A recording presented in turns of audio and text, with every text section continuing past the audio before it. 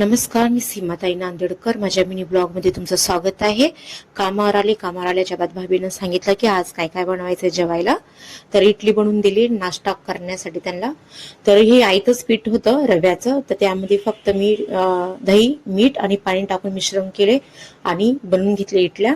आणि सांबार बनवले त्यासोबत खाण्यासाठी. आणि कालच खोबऱ्याची चटणी करून घेतली होते आणि आज सांबार बनवले. आणि नंतर सुक्का चिकन, बटर चिकन बनवले सिमला मिर्च टाकून. खूप छान लागते सुक्की चिकनची भाजी आहे ही. इडली तर तयार झाली, बाजूला काढून घेतली एका वाटीमध्ये सगळ्या इडल्या. आणि सांबार सुद्धा झाला आणि एका साईडला काढून ठेवले सांबार पण. आणि चिकन सोबत त्यांनी खाणार होते लेमन राईस, तर लेमन राईस सुद्धा बनवून एका साईडला काढून ठेवले. आणि यायचा जायचा मी व्हिडिओ नाही केला, म्हणजे रिक्षामध्ये बसलेला डायरेक्ट मी भाभीच्या घरी येऊनच शूट केले. तर तुम्हाला माझे मिनी ब्लॉग कसे वाटतात नक्कीच कमेंटमध्ये सांगा. जर तुम्हाला माझे मिनी ब्लॉग आवडत असेल तर फॉलो करायला